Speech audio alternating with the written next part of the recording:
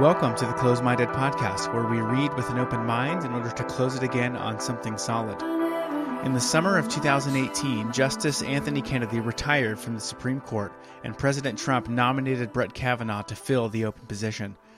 The uproar that followed and the outrageous smear campaign that the Democrats and the corporate press waged against Kavanaugh were beyond almost anything I have ever seen in politics.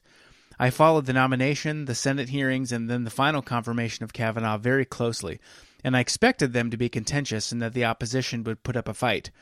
I'm pretty cynical about the corporate press, and yet I was still shocked to see the utter depravity of their attempts to destroy a man who ended up being fully vindicated and fortunately confirmed to the court in October of 2018. But the battle over Kavanaugh was much broader than an isolated accusation of sexual assault. My guest today is Carrie Severino, co-author of Justice on Trial, a best-selling new book, this despite a total media blackout, which provides a comprehensive account of the Kavanaugh nomination from beginning to end. Carrie and her co-author, Molly Hemingway, interviewed over 100 people for the book, including members of the court, Congress, and the president, and they even broke some new reporting. Carrie is the leader and public face of the Judicial Crisis Network, a legal advocacy group that seeks to nominate judges who hold to an originalist view of the Constitution. Carrie, welcome to the Closed-Minded Podcast. Great to be here. Well, so I really enjoyed your book. It was meticulously documented and researched and just noticeably not partisan, which I really enjoyed. It just covered the details. There were a few moments where you could tell, there was some editorializing near the end, kind of talking about some of the cultural impact. But for the most part, it was just a straight up piece of reporting. And honestly, that was very refreshing, especially considering what we're contrasting it with and the rest of the media coverage of this story. Yeah, that was one of our goals. Molly and I tried to say we came in with a predisposition that is in favor of the rule of law. But other than that, we tried to just tell the story how it was. And sometimes, that was there were parts that weren't 100% flattering to the people that we might like politically. But you know what? That's the story you tell. And I do think in this case, the facts just really fall pretty squarely in the camp of we don't have a lot of evidence for these allegations that were going on during the Kavanaugh confirmation. So in that sense, I think some people are going to say, well, this is a conservative book. And I would say that's, where the facts led us in this case. Yeah, I agree. So let's dive into the details of the story. So I'll sort of tee it up and then I'll let you go. So Kennedy retires, Justice Anthony Kennedy retires. Kavanaugh gets nominated by Trump. Initially, it kind of follows the normal process that we've seen historically with most justices. There's procedural opposition by the opposing party, in this case, the Democrats. They're demanding paperwork. They're, using the rules of the Senate to slow things down, all that sort of thing. And then right at the last minute, when generally there was an expectation that it was probably going to go through and overcome the hurdles, these bombs get dropped. Tell me about those bombs. Yeah. So, and it's funny because the beginning part wasn't easy by a long stretch, but even people that were intimately involved in it forgot in retrospect how crazy it was, where you have like 200 people arrested during the hearings and things like that. But the real bombs became the allegations, first by Christine Blasey Ford, and then there was a series of allegations, with generally decreasing levels of plausibility. So you had Christine Blasey Ford's allegations, which to a lot of people sounded like, well, this is something that could have happened. That he was, that in high school he had, in a drunken party had gotten on top of her, had maybe attempted to rape her in her words. Maybe even she thought she was going to be killed in the process. Certainly extreme, but at least something people could say, okay, I can see where that could happen. And then you have the next series of allegations. One was Debbie Ramirez, woman who knew him at Yale, where he was in college, and said that freshman year there was a party where he exposed himself to her. And this one had kind of a lower level of credibility, because a lot of the people who were at the party said there was nobody at the time who, although to be honest, that's true of Christine Blasey Ford's allegation too. There's everyone who said she said was at this event didn't know anything about it, said I wasn't there, including with Christine Blasey Ford's case, her close friend. And we had a similar thing in the Ramirez case where a close friend of hers said, I never heard anything about this. This doesn't make sense to me. This is nothing like what seems like it would have gone on. And then they got crazier. You had Julie Swetnick, Michael Lavinati's client, who said he was part of a series of gang rapes in the Maryland suburbs of D.C., going on for years. And then, people who were alleging things that were just totally implausible, and many of whom even admitted shortly thereafter that this was that they were allegations that they didn't have any evidence for. Some of them said, well, he had raped me in this case, and she was decades older than him and just had repeated a story she heard somewhere and acknowledged that this is not true at all. So the process spun quickly out of control. Despite the fact that there wasn't actually evidence for any of the allegations other than the statements of these two different women, and that of course is often a problem with sexual allegations. However, in this case, all of the potential things that could have corroborated or bolstered those stories seem to be absent, as well as some of the challenges that many of which were brought out in the hearings of Christine Blasey Ford, which is that the stories were changing and that it wasn't even a consistent pattern of a single narrative going through. The numbers of people who were there were changing, or the specific details were changing over time. Yeah. It was really shocking to see, to some extent, there's always going to be crazies that come out of the woodwork if there's a public figure and there's something where there's, political or moral issues at stake. But the thing that really shocked me overall was not even the accusations, particularly the ones that were post Christine Blasey Ford, who was the most reasonable, at least upon initial examination. She fell apart quickly, but the other ones just were absolutely, bat guano crazy. And really, to me, the story is less about the actual accusations as it is the way that the media just uncritically took everything and pushed it to the public as if it was real. And they used if true, as their sort of getaway to be able to push anything out in the public, no matter how ridiculous and absurd. And then you've got the Democrats that are literally reading in these nonsensical allegations into the congressional record. And just the irresponsibility is shocking to me. And I think, I never had fully understood, I think, why calumny and detraction are considered sins. When you tell a false story about something, I guess I knew it makes sense that it's a sin, but why it's taken so seriously with traditional Christianity is you see after Kavanaugh how impossible it is to undo that as well. Once these are out there, and once you said, well, so-and-so says that, this happened 35 years ago, very few people are going to go back and let's say, well, let's pick this apart. Let's look at the evidence. Let's see, for example, some of the things that the media didn't tell you, like the fact that there were definitely potential political motives going on with Christine Blasey Ford. And we later have her lawyer admitting that she wanted to put an asterisk next to his name for abortion cases in particular. So, you're going, all right, they said there's no potential motive. She's not political, but we've learned that's not true. They say this is a very plausible story, but we've learned that even her liberal high school best friend who was with her a lot said, I don't remember being there. This story, it sounds like it's falling apart to me. It doesn't sound like it makes, I don't even believe her. So it's those kind of things. Most people aren't going to hear that part. All they know is for the rest of his time on the court, people are going to say, Brett Kavanaugh, oh yeah, he's the one who maybe, attempted to rape that girl in high school. And I've seen this before because I clerked for Justice Thomas at the Supreme Court. So I know him well. He's an amazing mentor and was, an amazing boss. I've seen what they've done to him. So at his confirmation, which was a very similar playbook, by the way, in terms of the way they attacked him first procedurally and just on, relatively tame issues like his actual judicial record. And then this came out and leaked out at the very last minute after the regular hearings were done. It was very similar process. And I've seen that although right after those hearings, 2-1 Americans thought he was much more credible than Anita Hill. They did not believe what she was saying.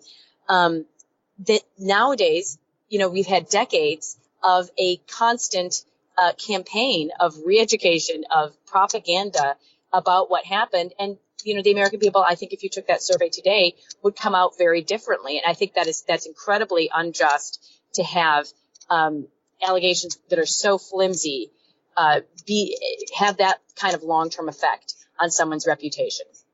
Yeah, well said.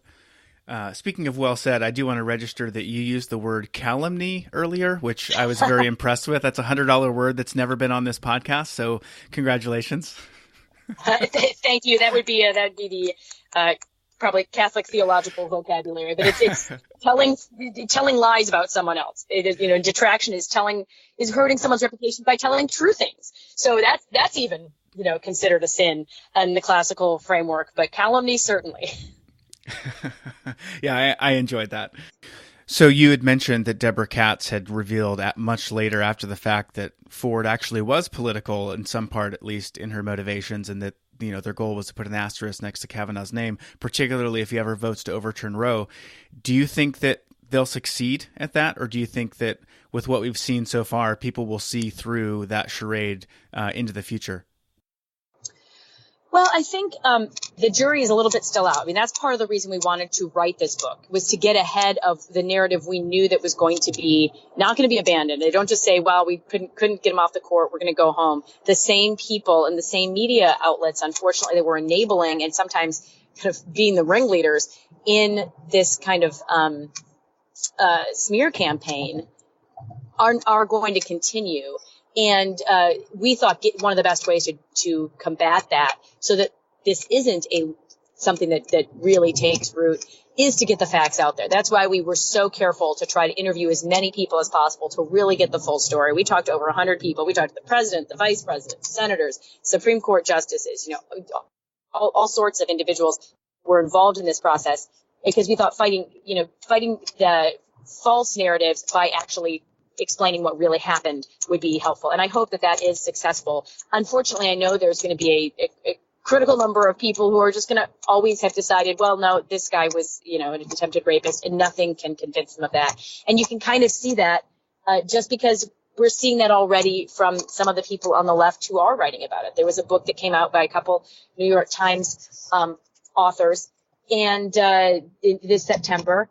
And their conclusion at the end was really fascinating, because they have now had a year to look into these allegations.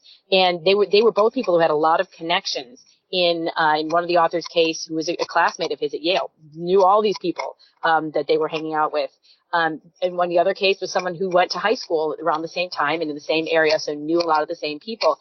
They were unable to dig up anything that actually corroborated those two accounts. And their conclusion says, basically, we don't have more facts to tell us what really happened there, but our gut is that Kavanaugh did it. And if you have two New York Times reporters where that's, that is their conclusion is, we're just going on gut, I think it's hard to imagine that there isn't a substantial minority, at least, of the American people that unfortunately are going to have the same approach to it. And I think that's very sad.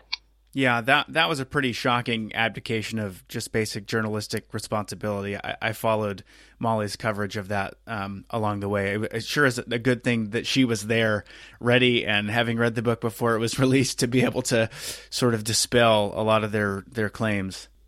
Yeah, it was very providential that we were able to get an early copy of that. And this goes back to the damage that is done to someone's reputation. It's very hard, if not impossible, to repair. Because in the case of the rollout of that book, they had kind of people latched on to their claim that they had a new allegation. Oh, there's a new allegation. This is starting to look like a real pattern. Well, it turns out the allegation was very flimsy. It was apparently another high school or a freshman year event at Yale that was another exposure kind of story. But the problem with that story, not aside from the fact that even the story, Kavanaugh himself isn't even really the one who's forcing himself on this girl, but that the guy telling the story, as well as the woman who's alleged to be involved, none of them would talk to the reporters. And the woman who was alleged to be involved apparently told friends, I don't remember anything like this happening. Well, if that's the best you could do, my goodness, that story, and they didn't include that information in their New York Times piece. So people are left thinking, there's this new allegation. And in fact, it's a new allegation that's practically already been refuted, and they don't include that information. If we had not had an early copy of that book, it would have been days of people assuming that the worst. And we already had a lot of Democratic presidential hopefuls who jumped on the bandwagon of saying, well, now we need to impeach him, which is ludicrous.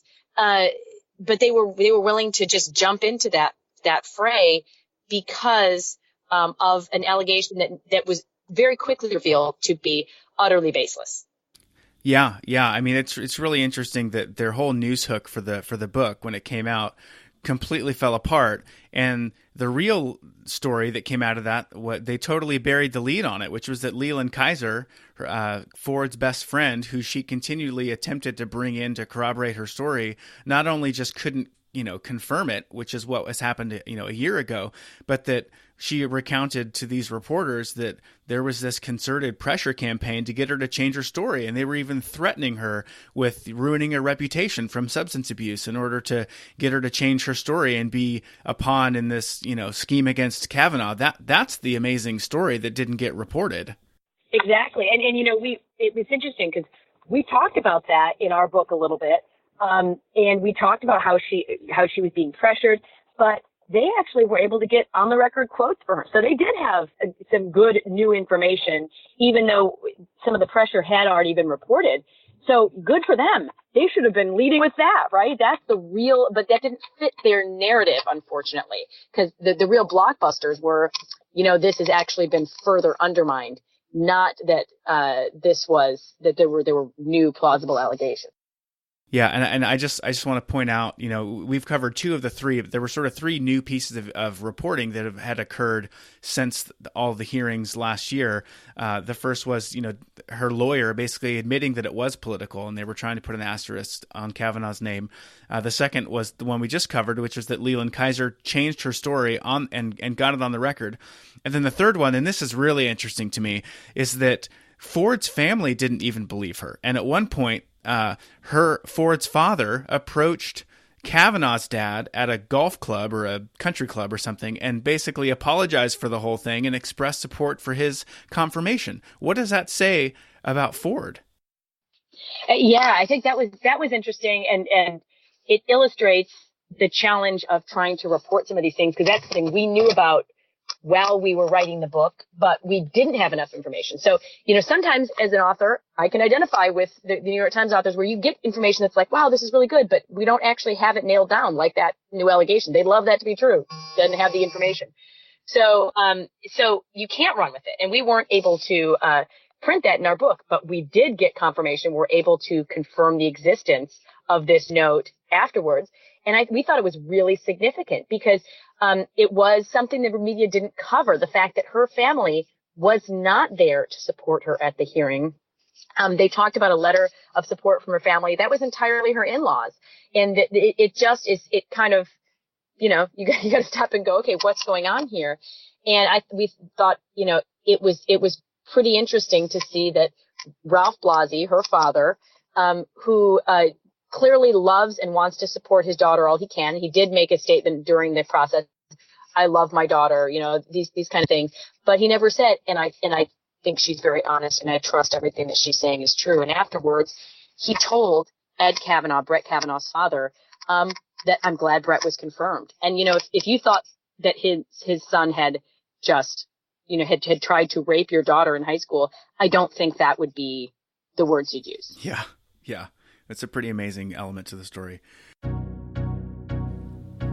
Hey guys, want to take a quick second and let you know about NordVPN. If you are at all concerned about security or privacy on the internet, then you really need to get a VPN.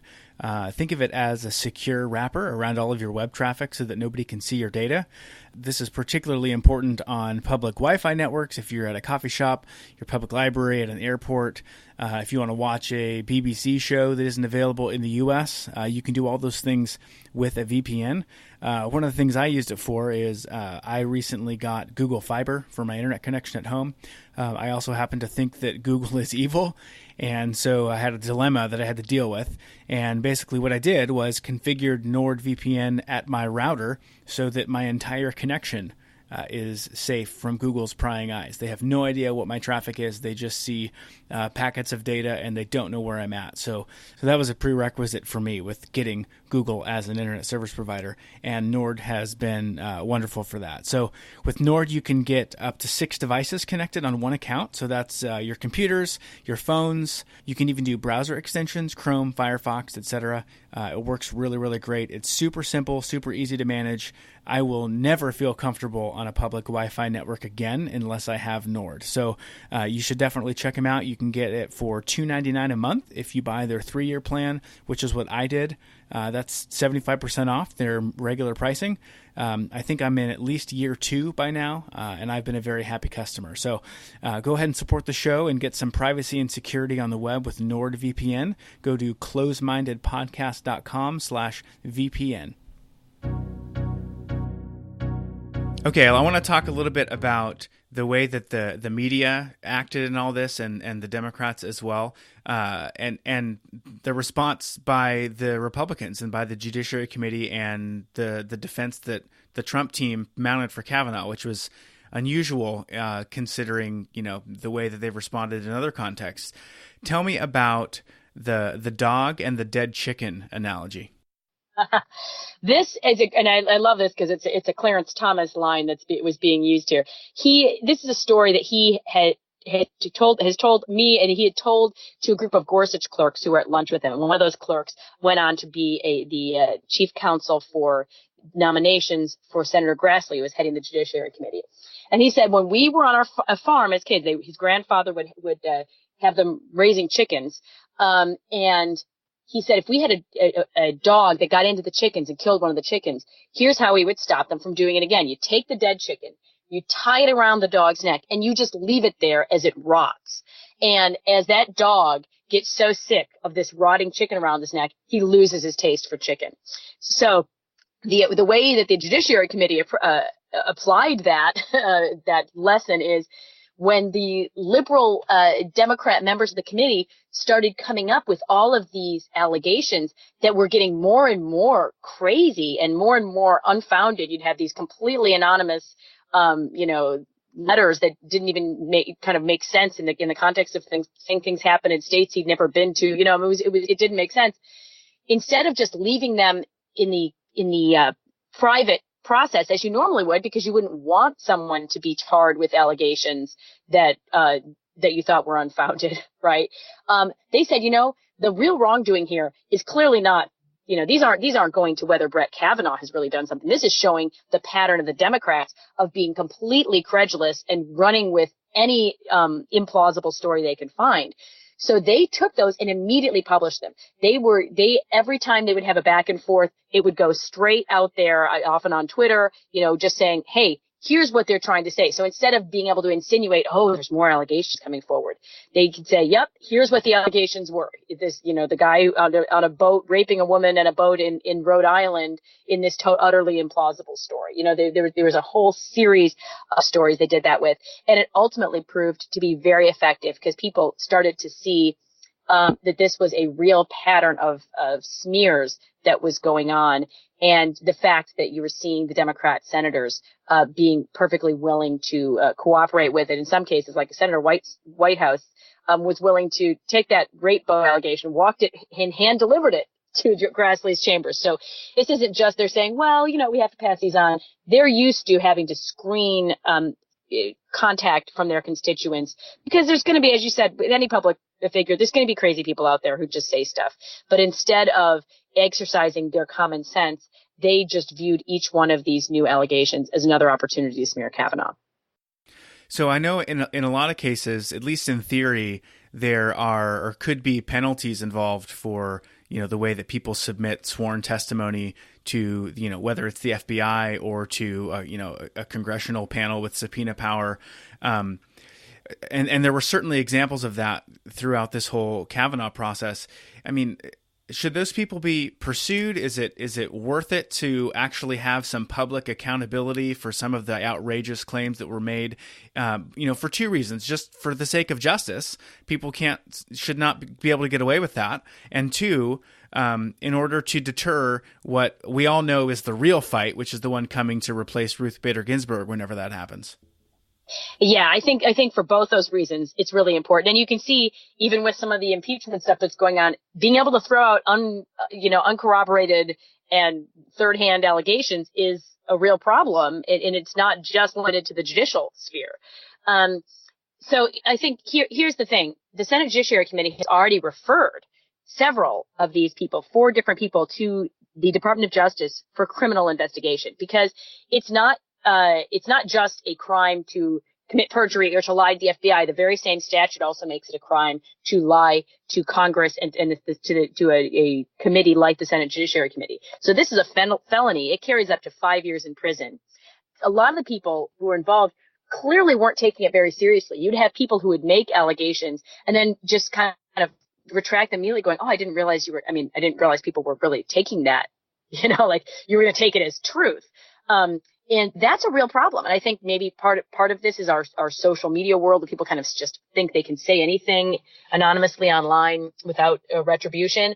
But some of these things were very, look at the Michael Avenatti and Julie Swetnick claims. This isn't just a matter of, I think I can post anything I want anonymously on Twitter. They were actively trying to pursue this. And were shown to have a lot of issues with this story in terms of its truthfulness. So I'm concerned that if the Department of Justice doesn't follow up, and so far, we haven't seen anything in the year that they've had these on their plate, that it just encourages people to treat the system disrespectfully, to just kind of throw things out there, and that creates a risk for future nominees. I mean, who of the men and women on Trump's list is going to want to put their name forth for another vacancy if they think this is what's going to happen to them, to their reputation, to their family in the process? And I think it also, as Grassley was pointing out at the time, this is a huge waste of Senate resources. He's got an important team whose job it is to investigate real issues. And if you have them running around after every single, idea that is false, that takes away the resources from investigating true claims that do need Senate attention. So I really hope that's taken care of. And I frankly, they're not the only people who need accountability.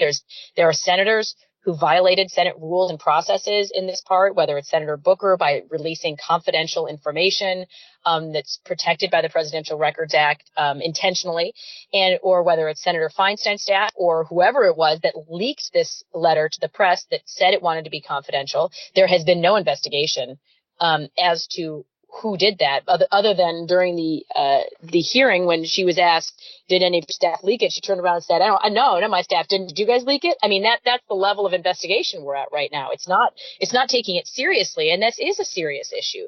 So those are all real concerns, on top of which you had some people who filed bar complaints, in fact, against Christine Blasey Ford's lawyers. I don't think anything ever came of them, but there were real concerns about their truthfulness with their client, either to their client or to the other parties in this case, because everything from her saying that she was afraid to fly and therefore would have to have more time to get out there, implying she would need to drive or who knows, take a train. I don't know.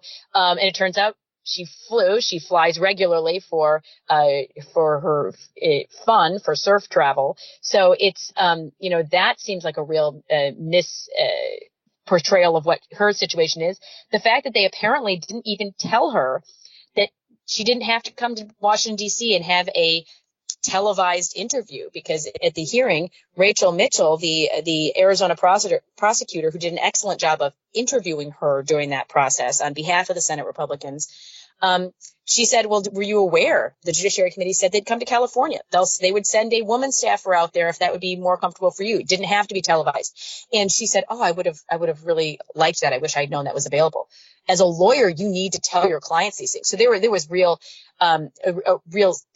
issues of the way her lawyers were comporting themselves as well that haven't been that never had any really repercussions to them. So there's a lot of people who I think could use accountability to help dissuade this from happening again. Yeah. So that really prompts a question for me about Ford. I think that, I think the general consensus among at least people that are not, hardcore, progressive activists is that, I'm entirely willing to believe that Ford, something happened to her, that she was assaulted, she had some sort of an experience, some sort of trauma.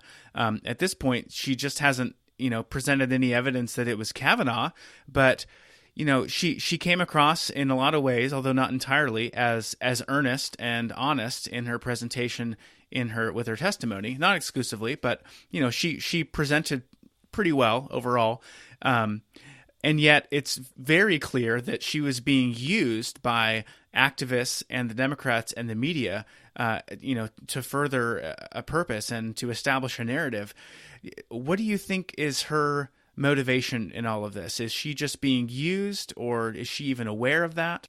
Yeah, it's really hard. I mean, we try not to draw a conclusion ourselves because there's not, I think there are different interpretations you can put on it. We just tried to purport the facts we know. We know, for example, that she said she wanted to remain confidential about this, but that she also went to the Washington Post before she went to anyone else to try to get these allegations out there.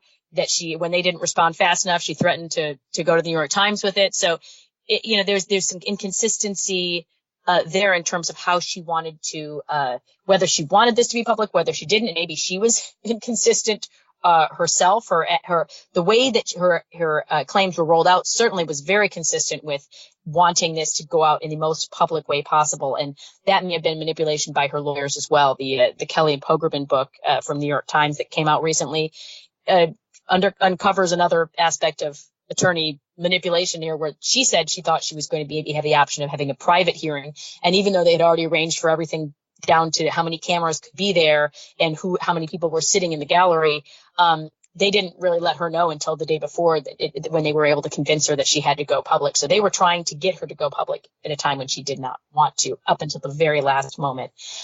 We do look into as well some of the scientific research that's been done on the fallibility of memory. And that's actually, as a lawyer, it's really frightening reading about it, because you realize how many people are convicted on the basis of eyewitness accounts. And there is a real challenge of memory being very malleable, and that certain situations can make it even more so. That's why it's frustrating not to have access, for example, to her therapist's record that she wanted to rely on to talk about how, well, I've had this issue for a long time, and you can see, because I talked about it to my therapist in 2012, but she never released those records. So we don't know for sure whether she really did talk to her therapist about it. And we don't know how that came out. If the therapist was using one of these techniques that is known to create false memories, that would be really relevant, because she may be utterly sincere in believing this was Brett Kavanaugh, but still 100% mistaken. And there's a lot of examples of that have happened over history too, that we can point to. So I think we do see, though, clear evidence that whatever her motives were, and whatever her real belief is, whether she is how confident she is in these allegations herself, even, it's very clear there was a coordinated campaign on the part of her public relations team and lawyers, on the part of Senate Democrats, and on the part of media who were cooperative with those forces as well. And, we found even examples where the Senate Democrats, not other than even just handing over some of these crazier allegations, where Senator Hirono, for example, in one of the breaks in Blasey Ford's testimony, said to Senator Harris, "Hey, wasn't it great that we had her wear that blue dress and ask for Coke in the middle of it to create those allusions to the Clarence Thomas hearings?" So you have Senate Democrats who are working effectively as a PR network for these allegations, and that's really something that should raise a lot of red flags in this process. Yeah, that was very shocking to me when I read that. My mind was blown. Yeah, we almost didn't believe that happened until we heard multiple people saying it. When we heard the first person, we're like, that can't be right. We're not running with this. And then we got more corroboration. I can't believe she said that, and in front of so many staffers. Yeah. Well, so that's a good tee up into my reaction to a couple of members of Congress. And the way I phrase it, I'm going to throw it out there and then you can comment on it. But I sort of wrote down the cowardice of Lisa Murkowski and then the courage of Susan Collins. Yeah. So these are the two people who were targeted as swing votes. And so it was the contrast between Susan Collins, who we learned just incredible amounts about how thorough she was in investigating Kavanaugh's record, even well before these allegations came out. She hired extra staff to help her go through his legal background because she's not a lawyer. She knew his record down to the footnotes. She would, and she would get debate people on it, and she'd say, but have you read footnote 4 in that opinion? You're like, oh my gosh, she's not even a lawyer. So she was really meticulous about it, and she carried that over into her consideration of those allegations. And again, she was more lawyerly than many of the actual lawyers in the Senate, because if you listen to her speech on that Friday in October before she announced what her vote was going to be, it was very clear that she had learned a lot and understood a lot about burdens of proof, about the idea of innocent until proven guilty. And she was taking those concepts of due process incredibly seriously. Lisa Murkowski, and if you look at her speech in contrast, you can there's just a clear difference there. She did seem very uncomfortable during that speech, and whether that was because she was so upset about the allegations or just wasn't at peace with her vote, I don't know. But you don't have the same level of analysis and systematic consideration of the allegations that went on with a Collins. And however, I do think that she had a moment of rare bipartisan, well, it wasn't even bipartisan. She's Republican too, but rare kind of reaching out to the opposite side on a political issue when she was willing to pair her votes with Senator Dane, so he didn't have to skip his daughter's wedding or skip out from the reception in order to make it back to cast his vote. So that was a brief moment of humanity within a process that was incredibly politically cutthroat. To me, I think maybe the worst part of this whole story is not specific to Kavanaugh, but just maybe the way that it is reflecting some cultural shifts that are happening. We're just seeing in really shocking ways, people that are not skeptical of crazy allegations. They just go with the hot take of the moment based on the first pass of something that crops into the news cycle. We've abandoned, presumption of innocence, due process, basic standards of evidence and justice.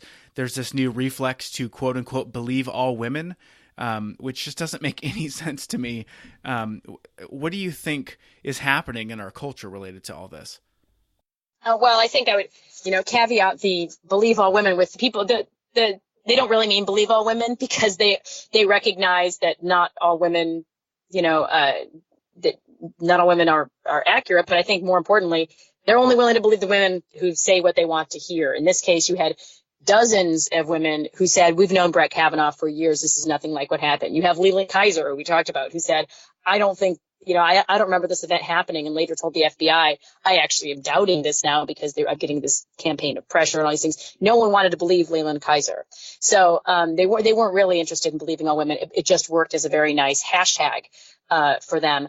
I think it's a real worrisome moment in our culture. I think what we're also seeing here is a trend toward objectifying people who are on the other side. And unfortunately, our media, our social media makes that more possible, that we can just look at this person as a nameless, faceless, cipher, rather than recognizing a real human being. This is a man with a wife and 2 daughters. We all heard the beautiful story of her daughter, their daughters saying we should pray for Christine Blasey Ford. These are real people who are affected by this, who had to, go to school, figure out how to go to the grocery store without people recognizing them and saying things. This is causing real harm to people. And I think we unfortunately live in a society where it's too easy to forget there's an actual human being on the other end of what is being done for oftentimes very political reasons. And in this case, we had later the lawyers admit that there were a lot of political motivations there, and a lot of it we saw on many of the sides revolved around trying to ensure that there were justices in the court that would uphold Roe versus Wade. That's a really it's a bad place our Supreme Court has gotten to, where it has become the final arbiter in so many hot button social issues that people feel like it is a live or die. We're willing to violate all ethical and moral boundaries to attack someone because we can't afford to have this person on the Supreme Court. Yeah. So let me put a cap on this discussion with one final question. I think you can probably frame this fight at a high level as being a battle over two different judicial philosophies. And I know that is a conversation and probably a whole book in itself to dive into, but give me the basic description of the difference of these two philosophies that are battling together for the court. Yeah, and this is, you mentioned the last chapter, we do get a little more into kind of, you can see our perspective, because this is really, as a lawyer on the team, my perspective from watching judicial nominations is there has been over history particularly over the last several decades, a pattern in the types of judges that have gotten onto the court. And it's been across both Republican and Democratic nominations that there have been judges put on the court who were looking not first at the text of the law they're interpreting or the Constitution, but had philosophies of judicial interpretation where that allowed them to import much more political and kind of personal policy goals into their judging. And for many years, the left has been able to use this very successfully to achieve by means of the courts what they were not able to do in the elected branches of government. So they have had a great deal of success, from the 60s at least on down, but frankly, even before that, for the last 100 years. And what started in the 80s. Ronald Reagan recognized the challenges with this, and when he started putting up judges who had a very different philosophy, Justice Scalia, Judge Bork, who the left was able to block precisely because he would have threatened that regime they put in place. Justice Thomas, we see people starting to get a lot of blowback because they are threats to the prevailing establishment on the courts, which is very liberal and has a judicial philosophy. Oftentimes they're using terms like evolving standards of decency or the intent of the law. So whenever you're saying that the standards we're using for a constitutional question are evolving, which way are they evolving? They are never evolving away from where the judges think they should go. The judges only invoke that when they think these standards are evolving in a direction that I think is good and right. And so they invoke these kind of terms to bring issues into the constitutional ambit or to change constitutional standards in ways that advance their philosophy. When the text of the law doesn't sound like it's actually working for them, either because it's sloppily written and goodness knows there are a lot of sloppily written laws, or they feel like it's out of date and Congress ought to update it, or they just disagree with it and they think it should have been different. They like to use terms like, well, the intent of the law, or it would be absurd to say the law means this. And so they take you away from what our actual elected representatives have done with the law, and it have given it new meaning that really no one elected by the American people gave, but only unelected judges. And this is a real concern that they're taking the constitutional system and putting it on its head. Some of our framers said that the judiciary is supposed to be the least dangerous branch because they couldn't make the laws and they couldn't enforce the laws, but they have wrested a lot of that power from the proper branches by trying to rewrite the laws. And I'm optimistic that the court seems to be shifting back to a system that does keep it confined to the law and the Constitution itself. So that's encouraging. I know it's threatening to the liberal orthodoxy that has controlled the court for a long time, but I think in the end, it's going to be much better for Americans as a whole, because what that does is throw the process back into the elected branches where the Constitution said it should be in the first place. So if you disagree with the laws, you don't have to worry about someone, how can we encourage someone to die on the Supreme Court so we can fill a seat? That's awful. You actually can say, hey, in 2 years, we can reelect someone different who can write a different law. And that's how our system is supposed to do. That keeps the politicians doing the politics and the judges doing the judging. And then we don't have to have judicial nominations turn into these political meltdowns that we've seen in recent years. Well, the book is called Justice on Trial, The Kavanaugh Confirmation and the Future of the Supreme Court. Carrie, I'm assuming it's available everywhere that books are sold. Is there any place people should look you up online if they want to follow you? Yeah, I tweet at JCN Severino, and our group's website working on judicial nominations is judicialnetwork.com. And my co-author, Molly, is on Twitter and is much more active than I am there at MZ Hemingway. And she's a lot of fun to read as well. Thank you so much for your time, Carrie. I really appreciate it. Thanks. Have a great day. Well, that wraps up episode 10. I am finally into the double digits, which is really exciting. Most podcasts don't make it past episode 7 or 8, which is a phenomenon known as pod fading. So going by that metric, this show is in the upper crust, and I will take it. That said, if you enjoy the show, please consider giving it a 5-star rating in iTunes or in whatever podcast app that you use. You can also post a review of the show, which would help the audience expand also. If you have any feedback about the show, you can reach me by email at seth@closemindedpodcast.com, or you can leave a comment on the website. And with that, go forth and read widely. See you next time.